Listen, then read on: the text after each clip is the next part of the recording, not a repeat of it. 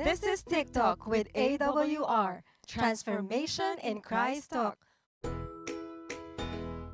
Usapang buhay na binago at patuloy na binabago. Ating mapapanood at mapapakinggan sa ang dako man ng mundo. Hindi man madaling magbago, pero marami nang nagbago dahil kay Kristo. Naging posible sa iba, hindi rin imposible sa iyo. My story could be your story. This is Jazel Diaz. And this is Rocky Lokban. Tara, samahan niyo kami every Tuesday 8 p.m. Dito lang sa AWR 89.1 FM. Hello mga ka-TikTok! Welcome to Transformation in Christ Talk with AWR. Nakikinig at nanonood po kayo sa programang Usapang Pagbabago kay Kristo. Sa loob po ng isang oras ay makakasama niyo po kami. Ako po ang inyong kakwentuhan, DJ Lou.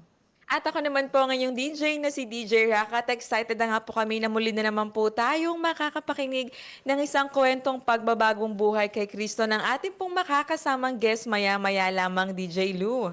Ayan, binabati po muna namin ang lahat na nakikinig sa ating radio station na 89.1 FM at sa mga nanonood po sa ating Facebook page and YouTube channel na Adventist World Radio Manila.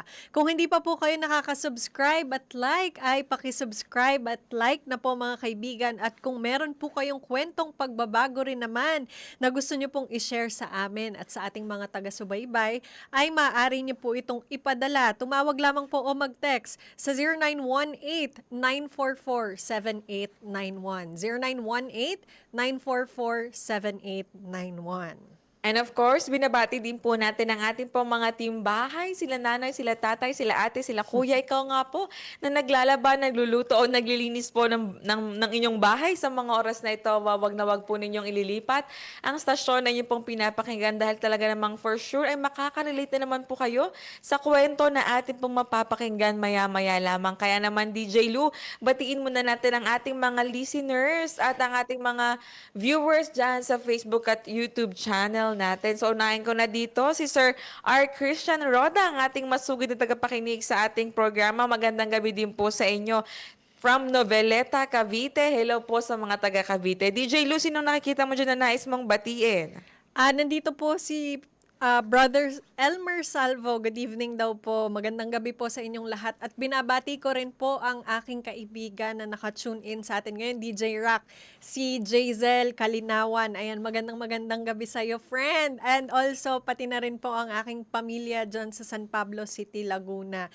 Magandang gabi po sa inyong lahat.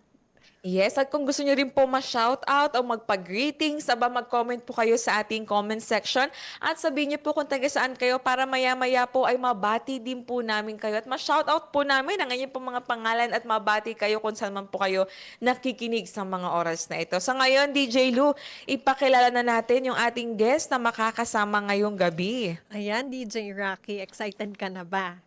So ito Yes. na nga po ang ating guest ngayong gabi mga kaibigan. Walang iba po kundi si Ma'am Nona Parulan Erwin. Pero mas gusto po niya na tawagin po natin siyang Ate Nona. Ayan.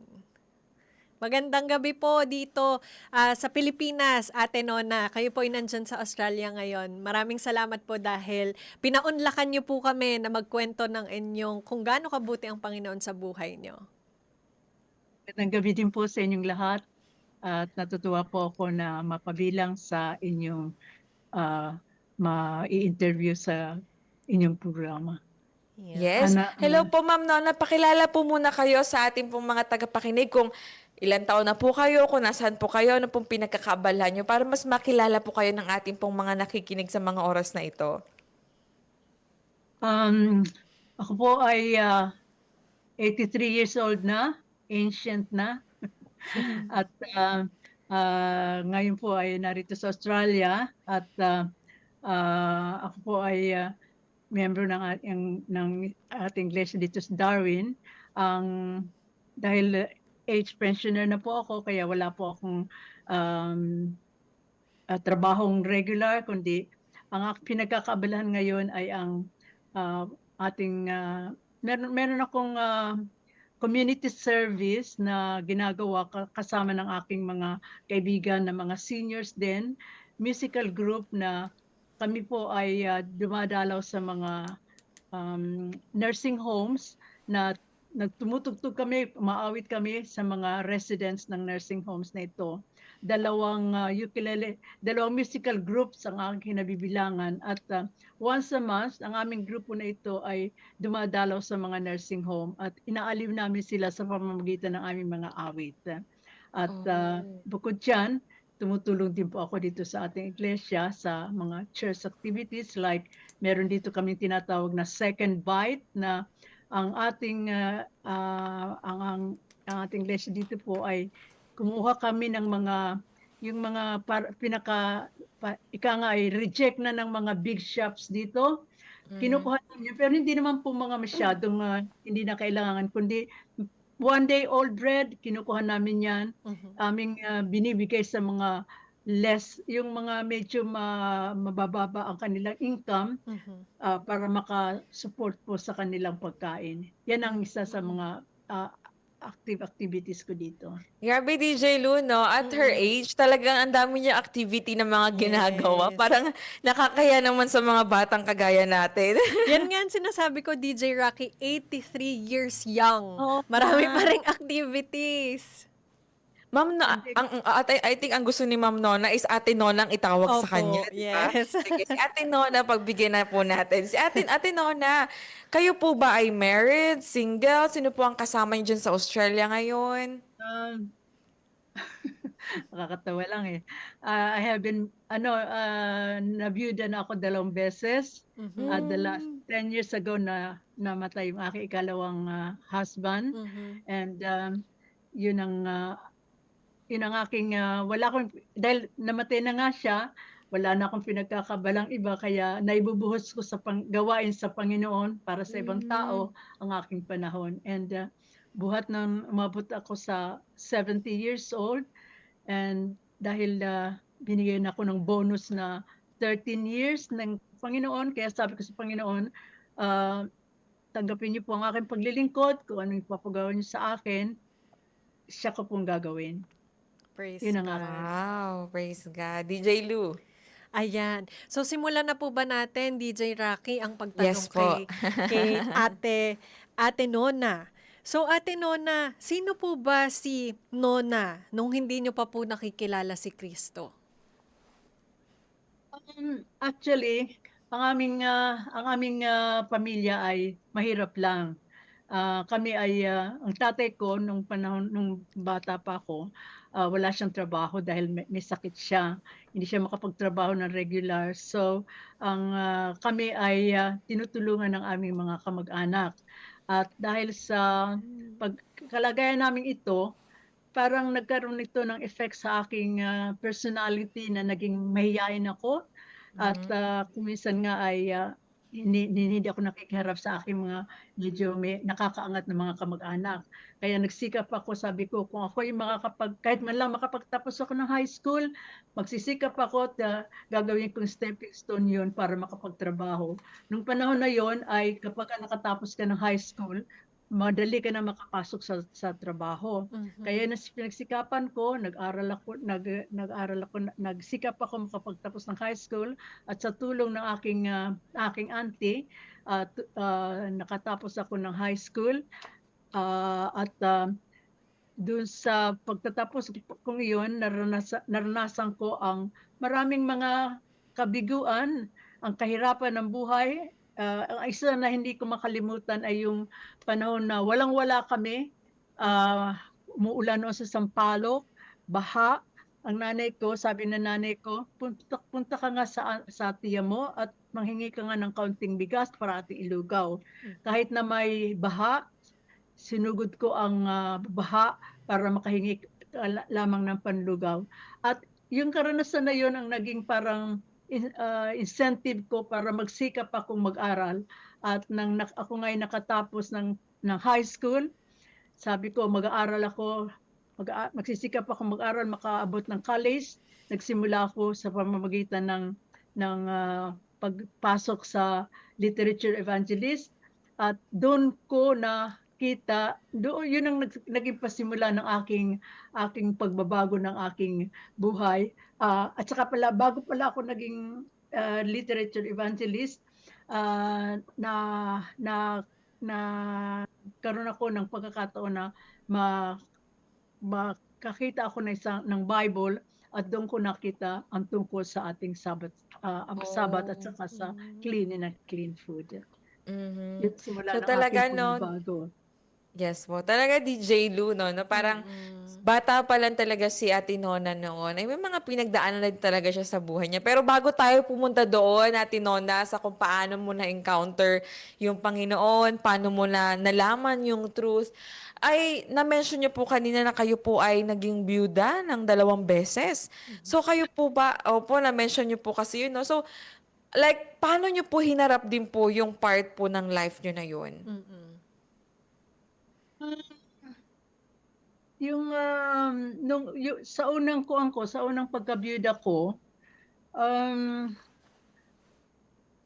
hindi natin siya kasama sa pananampalataya, pero nagkasisikap siyang sumama sa akin. Mhm. Pero nung nangyari na yun, sabi ko sa Panginoon, Panginoon, kung anong kalooban ninyo sa akin, siyang mangyari. Kaya nung nawala na rin siya, nagsikap din ako na kahit paano makatulong sa ating gawain. Hindi ako nawala ng pananampalataya, kahit lang ako mag-isa, ay nagsikap ako na magpatuloy sa aking pananampalataya. At nang binagkaloob ako ng Diyos na makapag-asawang muli, pero nawala din siya uli, ay doon ko nakuha na, Panginoon, ano ba ang panukala niyo po sa akin? Nung nawala na siya, sabi ko, siguro gusto mo, Panginoon, na maglingkod ako sa iyo na para wala nang makakasagabal. Kaya nang mawala ng ikalawa kong asawa, nagpasya ako na ibigay ang aking natitirang panahon para sa gawain. At ito nga ngayon ang aking ginagawa. Amen. Amen. Grabe no, DJ Lou, na parang kahit na ganun yung nangyari sa life niya, nakita pa din niya yung positive side o yung naging Yes. blessing nung pagkabyuda niya, which is mas lalo siyang magkaroon ng maraming oras at panahon sa paglilingkod sa Panginoon. And even until now, at her age, nakita mo naman no, DJ Lou, na talagang very masigasig pa din talaga si Ate Nona sa paglilingkod sa Panginoon. Ano masasabi mo doon, DJ Lou? Very inspiring kasi despite na maraming struggle sa buhay, tas nawalan pa siya ng mahal sa buhay, nagpatuloy pa rin siya dun sa faith niya sa Panginoon. So parang reminder din po ito sa ating mga kabataan no, na talagang magsikap sa pag-aaral. Kasi tingnan niyo po si Ate Nona, talagang nagsikap siya. Kaya mga kabataan, studies first. Ayan, DJ Rocky. Oo nga, tsaka talagang nakita natin na yung buhay ni Ate Nona from the very, kumbaga sa simula pa lang, andun talaga yung passion niya talaga to serve God. At Yes. ginamit niya, kumbaga naging stepping stone niya yung mga nawalan man siya ng mahal sa buhay, pero naging daan din yun para mas lalo talaga siyang makapaglaan ng oras sa Panginoon. And Tama. parang sa panahon nga ngayon, di ba, pag sabi nga, pag umabot ka ng 60, bonus na talaga yun eh. Maswerte Di ka ba? na talaga. Oo, pero si Ate Nona, 80 plus. At parang talagang makikita mong hindi pa siya 80 plus dahil talagang, parang ang sigasig-gasig talaga niya ngayon, no? Correct. Kaya naman nag-iingay din yung ating mga comment section. Pero mamaya babatiin po natin yung ating mga listeners. Siguro ngayon, DJ Lou, atin munang puputulin ng saglit ang ating pagkukwentuhan dahil atin muna pong mapapakinggan ng isang napakagandang awiting may pinamagatang kay Jesus, Manawagan by the Bereans.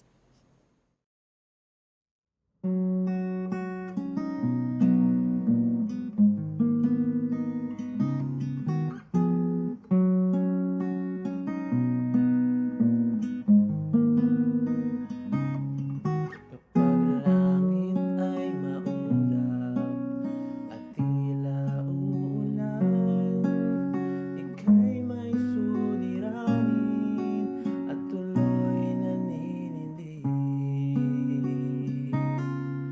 Sa iyo bang katanungan, ang sagot ay di alam, at ang iyong pag-asa ay tuloy nawawala.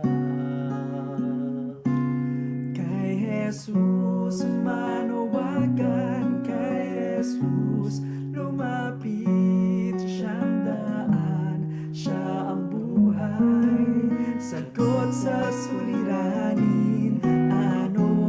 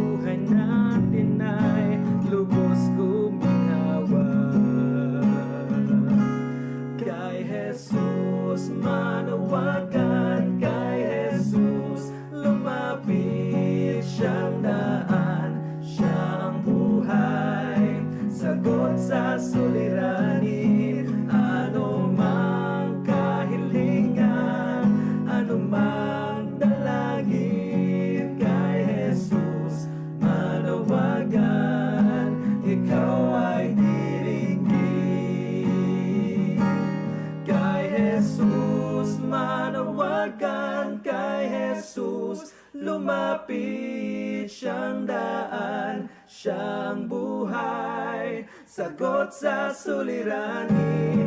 Ano mang kahilingan, ano mang dalangin, kay Jesus manawagan. Ikaw ay kay Jesus manawagan, kay Jesus lumapit siyang daan, siyang buhay, sagot sa suliranin. Ano mang kahilingan, ano mang dalangin, kay Jesus manawagan. Ikaw ay kay Jesus manawagan, kay Jesus. Ikaw ay kay Jesus manawagan, kay Jesus. Ikaw ay diringin.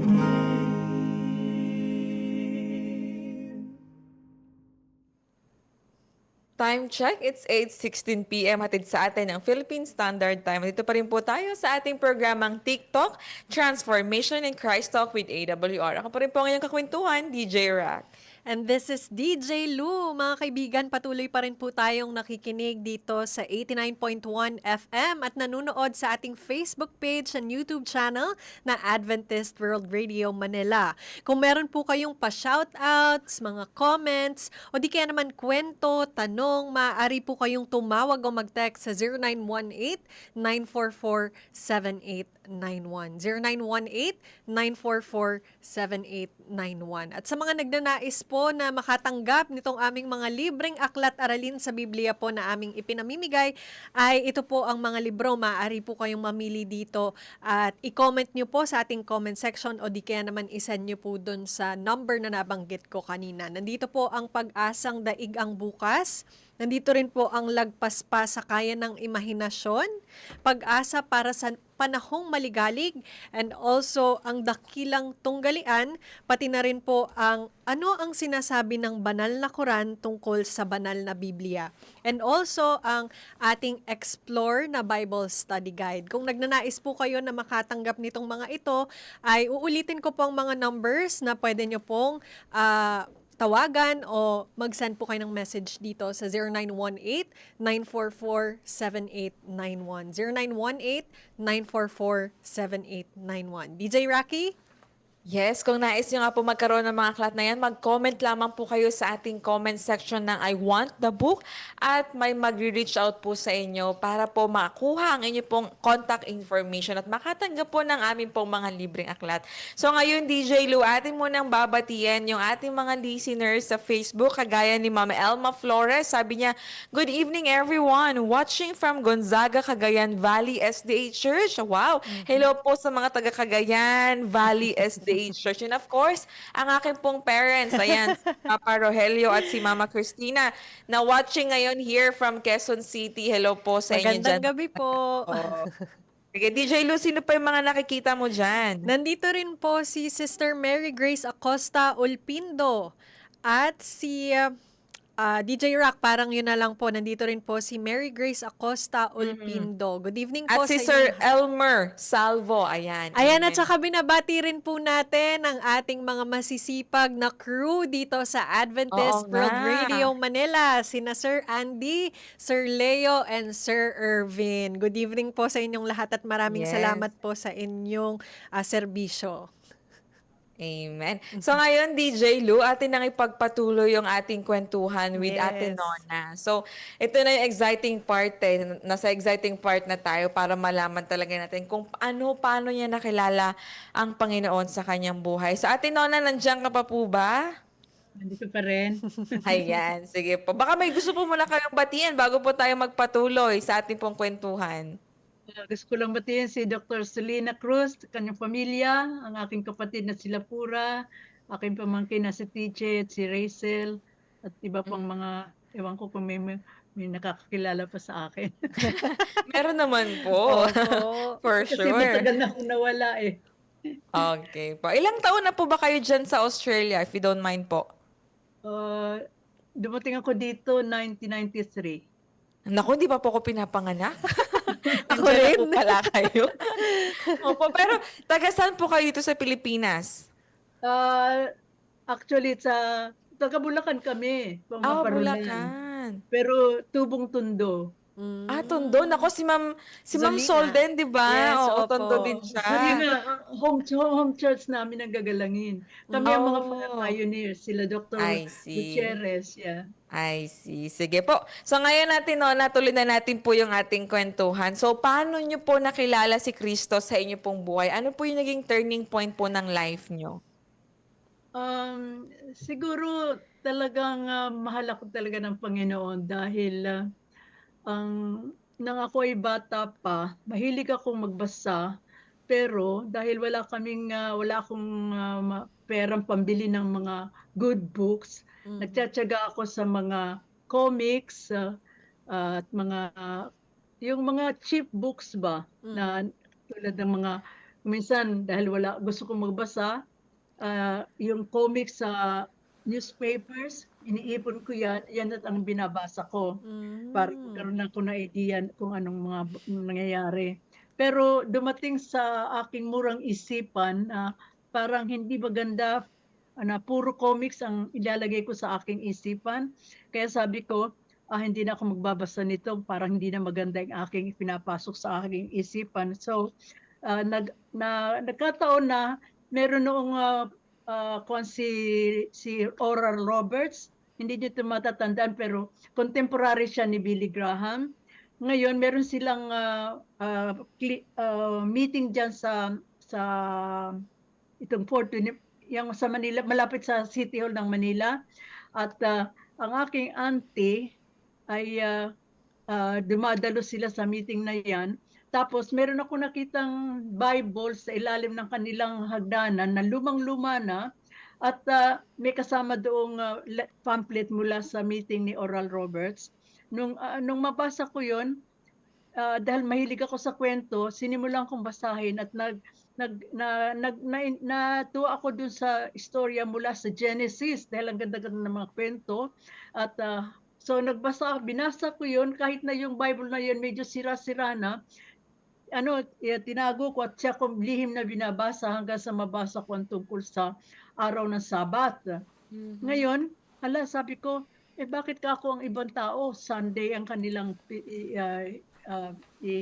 sinasamba ba sila pumunta ng sa simbahan ng Sabat ng Linggo. Kaya nung mabasa ko, parang kinilabutan ako. Sabi ko, Biblia ito, bakit hindi sinusunod ng mga tao?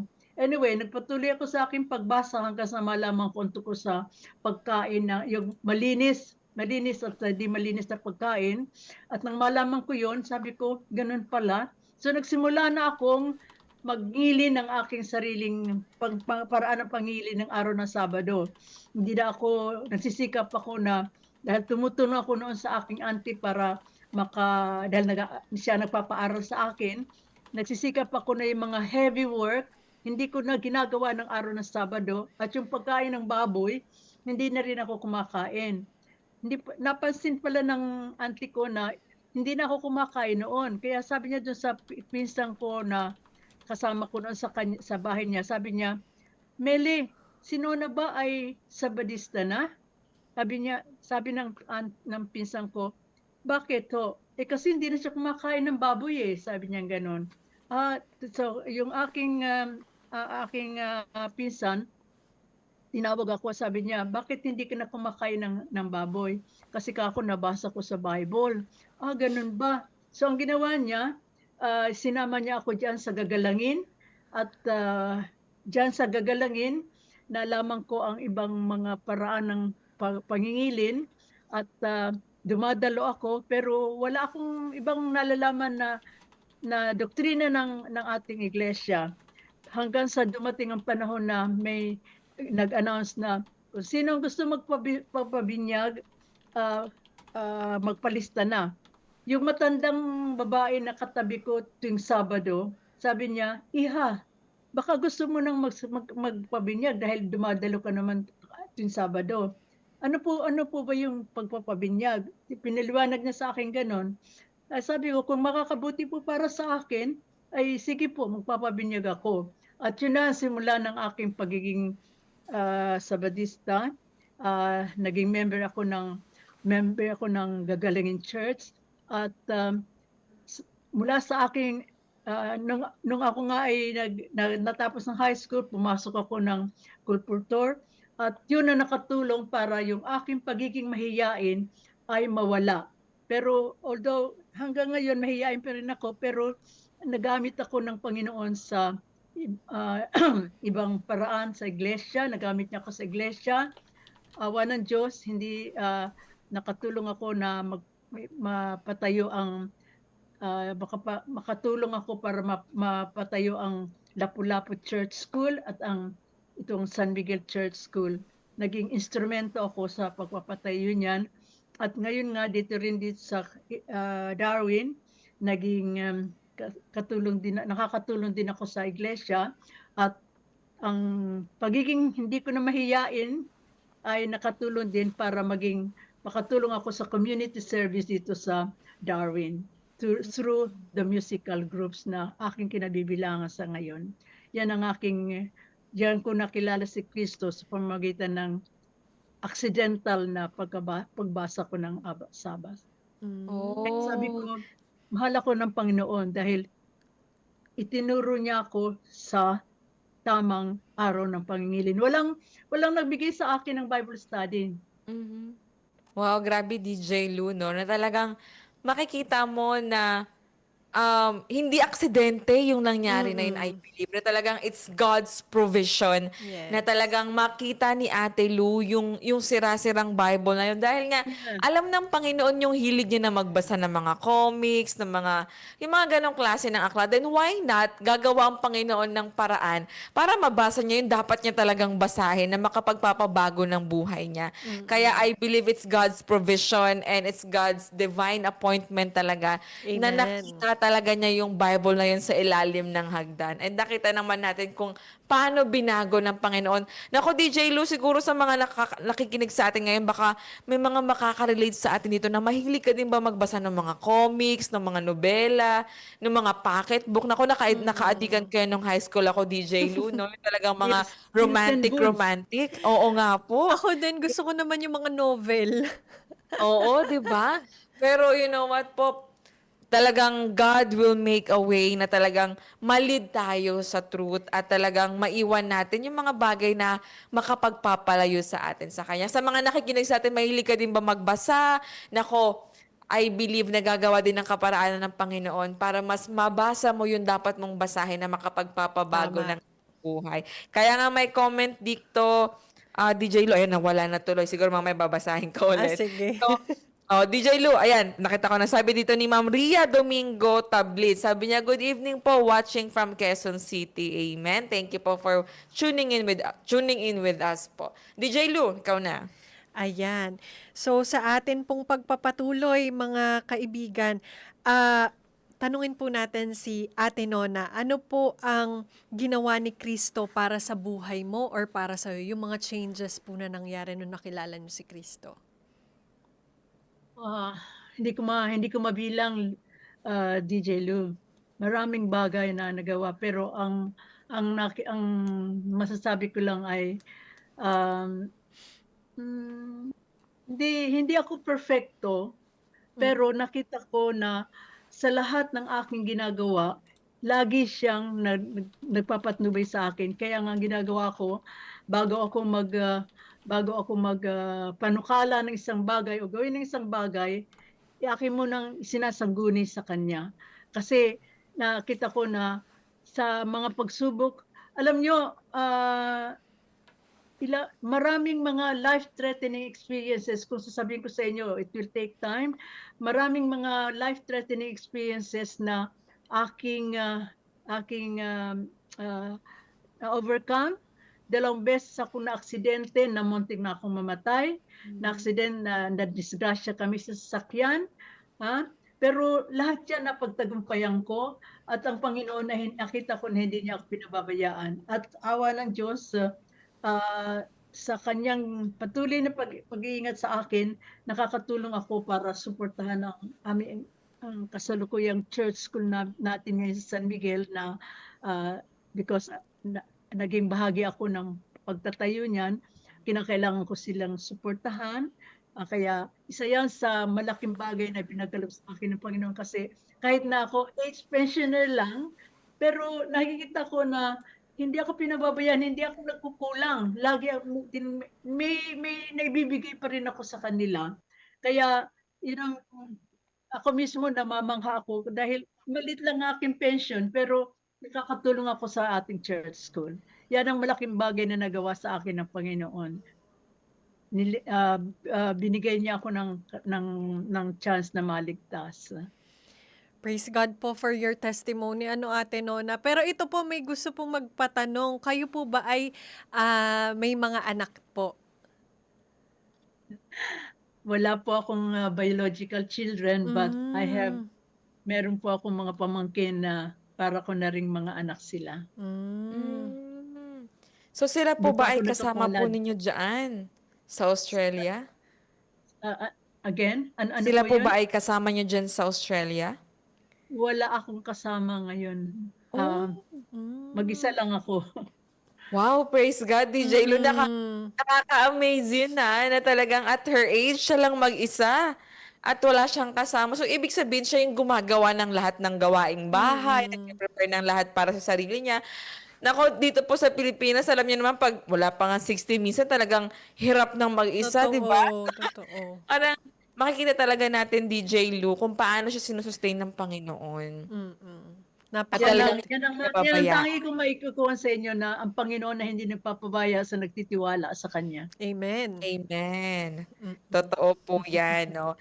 Kaya naman po, Ate Nona, no, gusto rin po naming malaman, like, ano po yung naging commitment o ano po yung mga future plans niyo so far?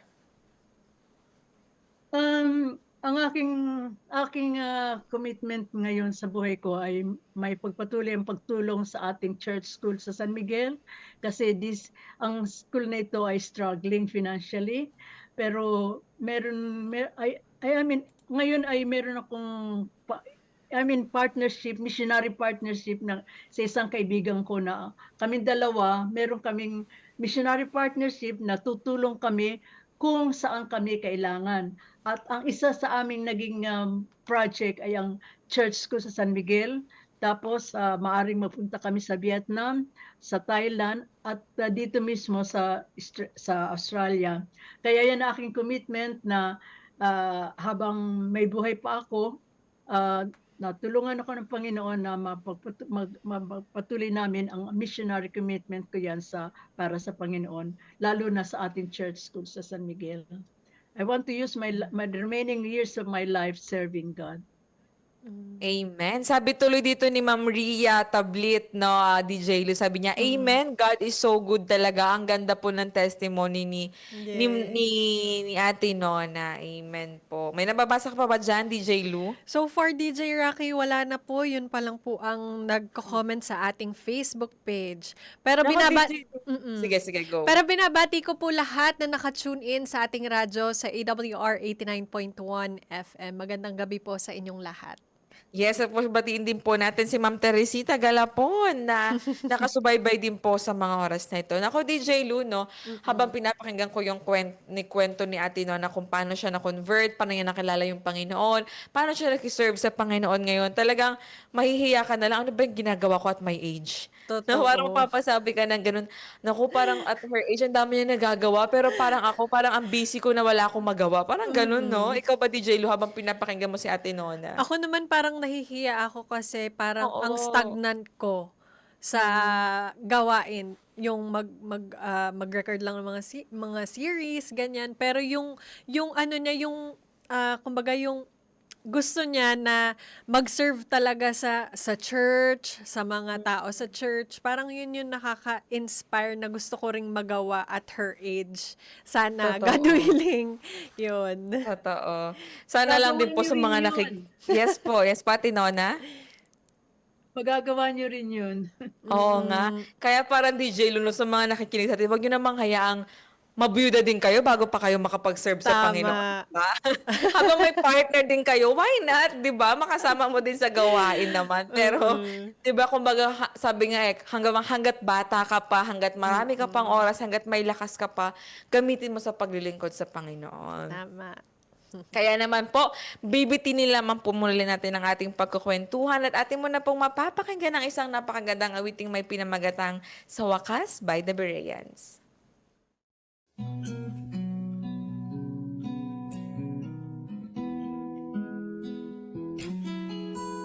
Pagod ka na ba sa araw-araw? Walang magawa, gustong sumigaw. Problema tila ay walang hangganan. Gigising ulit para lumaban. Manali kumapit, may awatin ang langit. Ngunit di ka may pag-asa, pupunasan ang luha. Tama na, sumuko ka, isuko sa kanya. Buong buhay at lakas, babaguhin niya lahat sa wakas.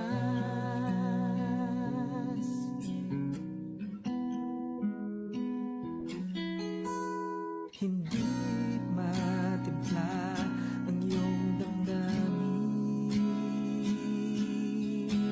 Gulo ang isip sa dapat gawin. Kaibigan ko, ang Diyos nangako. Siya'y kasama mo hanggang sa dulo. Manali kumapit, may awan din ang langit. Ngunit di ka may pag-asa, pupunasan niyang luha. Tama na, sumuko ka, isuko sa kanya. Buong buhay at lakas, babaguhin niya ang lahat sa wakas.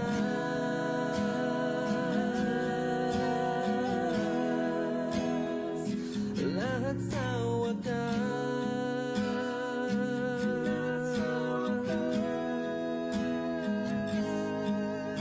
Manali kumapit, may awatin ang langit. Ngunit di ka may pag-asa, pupunasan niyang luha. Tama na, sumuko ka, isuko sa kanya. Buong buhay at lakas, babaguhin niya ang lahat sa wakas. May awatin ang langit, lahat sa wakas. Pag-asa, babaguhin niya lahat sa wakas. Babaguhin niya lahat sa wakas.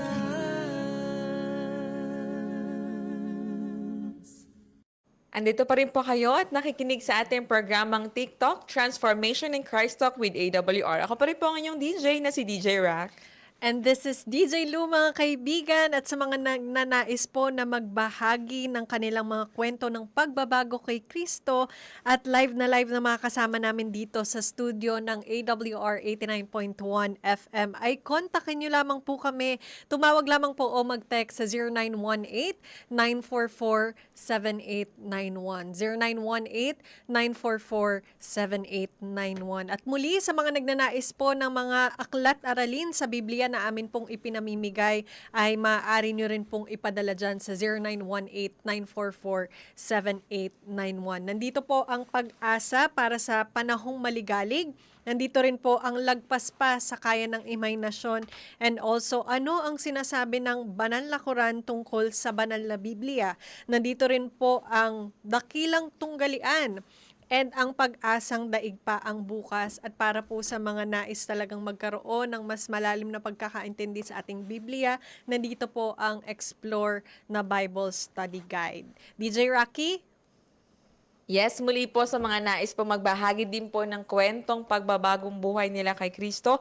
Kung kayo na po ang susunod na mapapakinggang kwento dito, please wag po kayong mag-atubiling mag-contact po sa amin para ang kwento nyo naman po ang mapakinggan at mapanood po ng atin pong mga kapatid. So, kung nais nyo pong magbahagi din po ng kwento ng pagbabagong buhay kay Kristo, muli tumawag o mag-text po kayo sa numerong 0918-9447-891. Muli 0918-9447-891 o mag-message po sa amin pong Facebook account na Adventist World Radio Manila. So, ngayon, DJ Lou, bago tayo magpatuloy kay kay Ate Nona, muna natin dito. Ayan, si Ma'am Teresita Galapon, ayan, nag-heart din siya. At si Ma'am Gracia Day, hello din po sa inyo. May tanong dito, DJ Lou, sabi ni Ma'am Onate, ano po ang lifestyle nyo sa araw-araw? Ayan, ano kaya tong lifestyle na sinasabi? Ano bang sabi mo dito, DJ Lou? Siguro ito yung parang malakas pa kasi si Ate Nona eh. So, curious siguro sila kung anong lifestyle niya para at her age ay masigla pa rin siya. Teka, Ayan. tanungin natin si Ate Nona. Ate Nona, ano daw po ba yung lifestyle niya? Ano po bang secret sa pagiging bata pa din at the age of 83? Ah, wala akong ibang unique na lifestyle. Mhm. Normal lang po. Sinisikap ko na ang aking pagkain ay yung tama. Iniwasan ko ang hindi dapat nating kainin katulad ng meat, no? Mga karne. Hangga't maaari, sinisikap ko na yung good diet natin natawag ako. At saka isa pa, exercise, yan. At ang isang ginagawa kong exercise ay ang pag-distribute ng mga pamphlets sa mga letter boxes. Kasi dito sa Australia, ang bawat bahay merong mga letter boxes.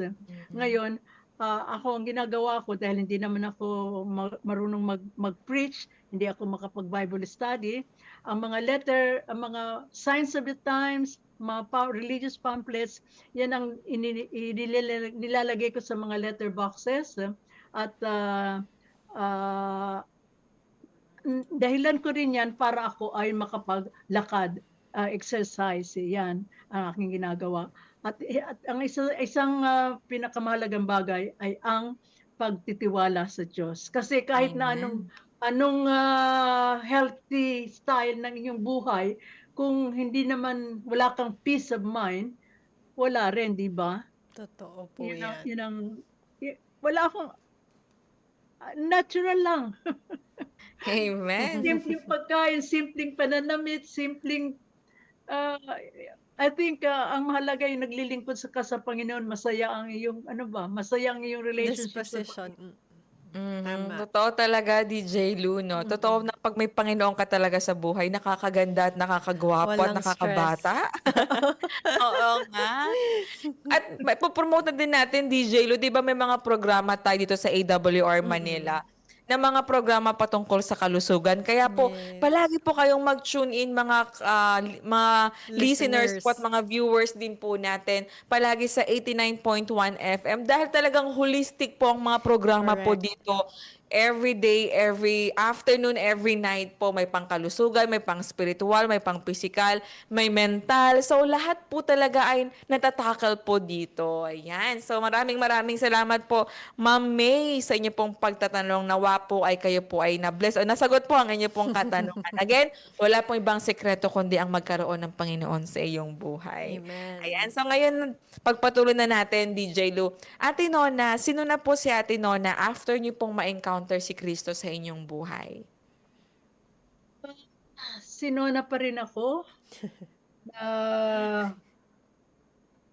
Sinona pa rin, subalit hindi na masyadong mahiyain dahil Mm. Mhm. na-realize ko na ang aking worst ay kinamatayan ako ng Panginoon. So, Tama. kailangan na pahalagan ko rin ang aking sarili. Amen. Um, Sinona pa rin ako, but Nona saved by grace. Wow, Amen. amen. Napakalalim nung DJ Lu, no? Oo. Siya pa nga rin naman talaga si Ate Nona, pero alam natin na may mga binago talaga ang Panginoon sa kanya.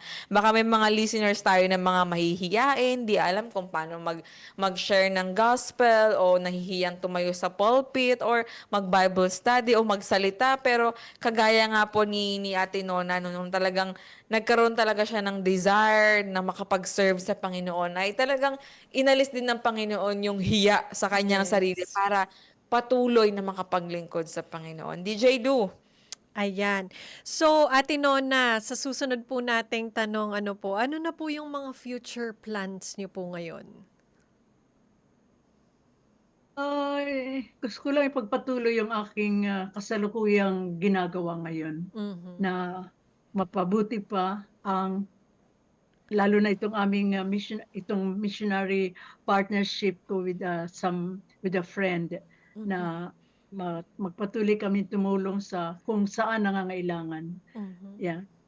Nako, Yan Ate Nona, may nagpapatanong po dito ulit si Ma'am May. Sabi niya, how does she go around? Does she drive a car? Nako, siguro talagang na-amaze po sila sa inyo, Ate Mm. Nona. Kasi, di ba, sa Pilipinas, DJ Lu, pag talagang senior ka na, dapat may kasama ka na, Oo, dapat tama. kung saan ka pumunta, may kasama ka para umalalay sa'yo. Pero kasi si Ate Nona, 83, tapos siya lang mag-isa. So, paano daw po ba yung buhay niyo na ganyan, Ate Nona? Marami po talagang na-amaze. Mabuti natanong nyo. Alam nyo, noong 2014, I met an accident na I had a broken kneecap na naging disabled ako for 2 years and 8 months na nagpupush ako ng yung bang rollator na yung walker. Mhm. For 2.8 years, tinutulak ko yan. Ang Pero tagal. awa ng Diyos, na na balik ang aking paglakad at yun nga nagpasimula dahil doon nag-join ako noong musical ukulele group at yun nakatulong sa akin naging therapeutic para sa akin yon. And then noong 2020 yung kaliwang tuhod ko naman ang nabali. Same accident. Kaya bali dalawang tuhod ko pareho yang may metal. Ngayon, 1 year and 4 months akong nagtutulak din. Pero na-rehabilitate ako, nakalakad ako muli ng walang kuan.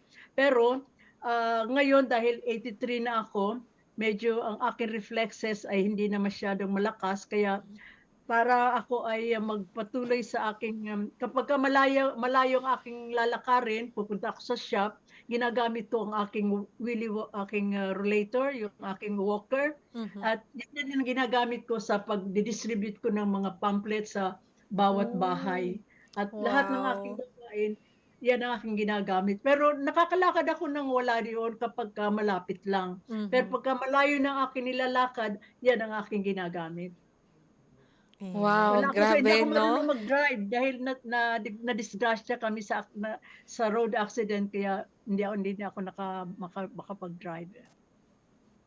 Wow, grabe DJ Lu. Talagang nakaka-amaze talaga kung paano yung pang-everyday niya na life na Yes. siya lamang mag-isa. So, makikita mo talaga yung hands ng Panginoon sa life niya na, di ba, I remember sabi nga sa Bible na yung mas malapit yung Panginoon sa mga byuda, Totoo. di ba, dun sa mga orphan, yung mga walang asawa, yung Single mga walang mothers. magulang, oo, Yes. mga broken. So talaga makikita natin talagang hindi sila pinababayaan ng Panginoon. Kasi I couldn't imagine, no, kung parang pag ako yung sa ganong sitwasyon ni Ate, no, na parang di ko alam, kaya ko kayang mabuhay kagaya niya. Ako rin. Oo nga, di ba? Parang ngayon nga lang, bata pa tayo di ba? Parang Totoo. namumroblema na tayo na mag-isa. How much more kapag at that age na reach na natin yan. Pero talagang, grabe, amazing talaga yung Panginoon. DJ Lu. Ayan. So, Miski po ako, no, na-inspire ako sa kwento ni Ate Nona. So, DJ Rocky, sige po, ipagpatuloy na po natin ang Oo nga, meron tanungan. ito. Ay, hindi ko na mabasa yung mga nag-comment ulit. Pero, Ate Nona, like, paano po nakakatulong sa inyo yung pagsiserve po sa ibang tao at the same time, yung paglilingkod niyo po sa Panginoon sa buhay niyo po na mag-isa lamang kayo dyan sa bansang hindi niyo naman talaga sariling bansa. So, paano po nakatulong yung simbahan ng Adventist, yung mga kapatiran dyan, yung mga ministry na ginagawa niyo po na makapag-survive po kayo everyday? Dito sa Darwin, ito ang this is the place that I spent my life longest. 28 years na ako dito.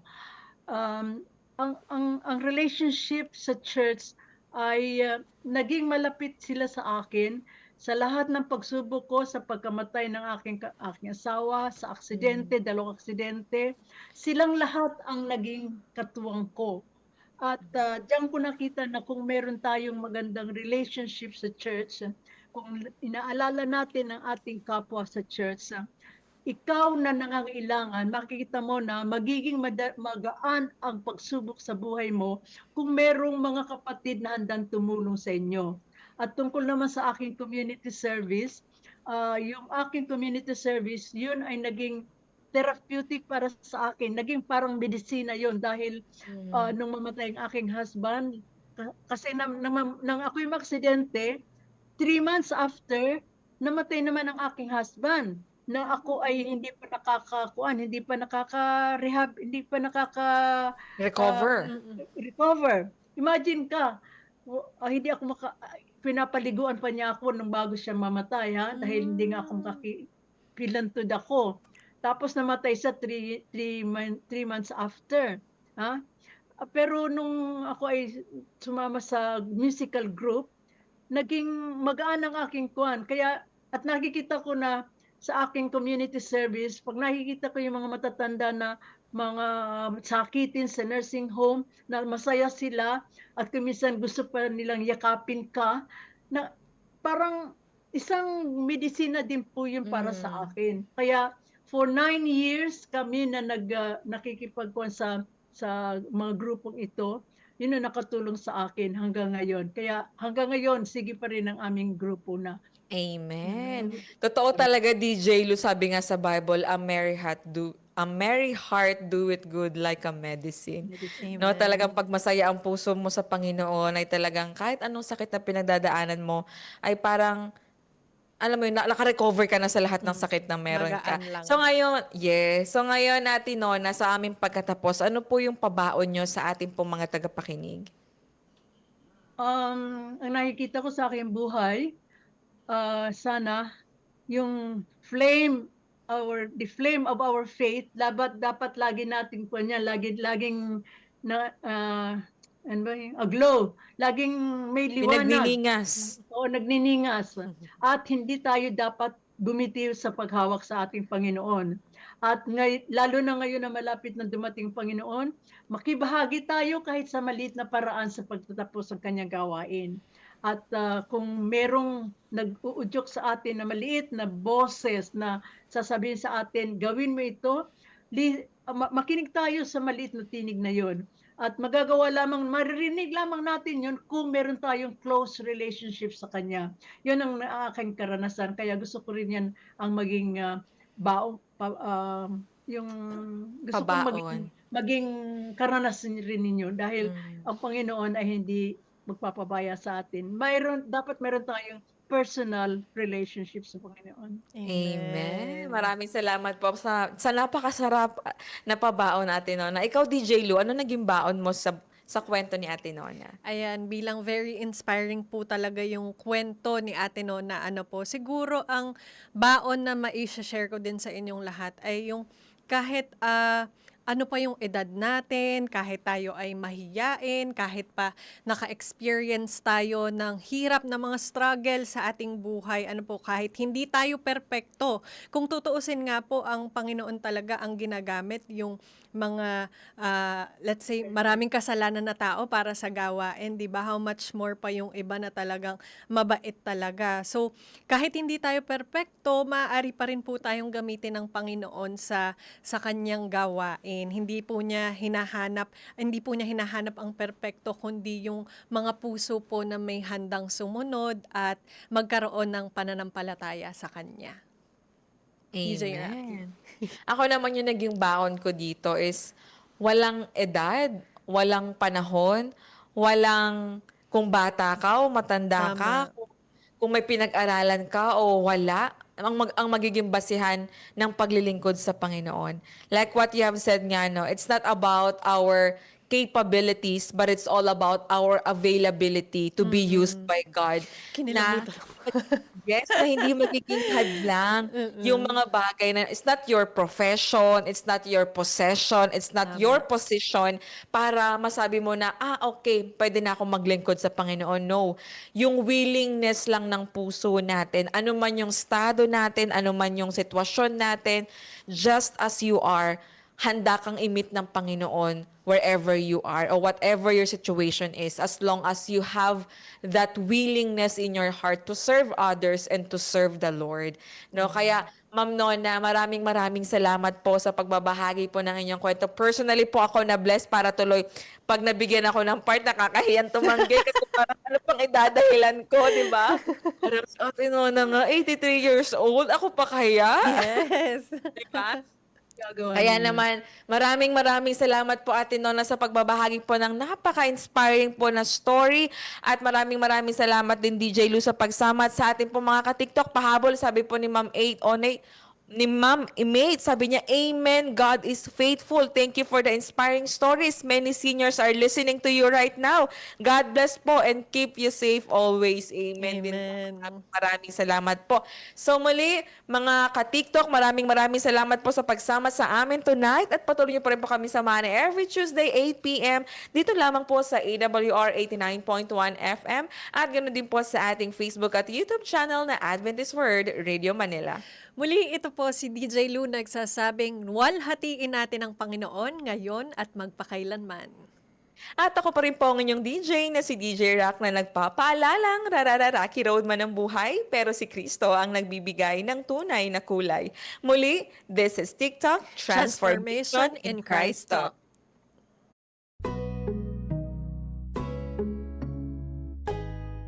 This is TikTok with AWR, Transformation in Christ Talk. Usapang buhay na binago at patuloy na binabago. Ating mapapanood at mapapakinggan sa ang dako man ng mundo. Hindi man madaling magbago, pero marami nang nagbago dahil kay Kristo. Naging posible sa iba, hindi rin imposible sa iyo. My story could be your story. This is Jazel Diaz. And this is Rocky Lokban. Tara, samahan niyo kami every Tuesday 8 p.m. dito lang sa AWR 89.1 FM.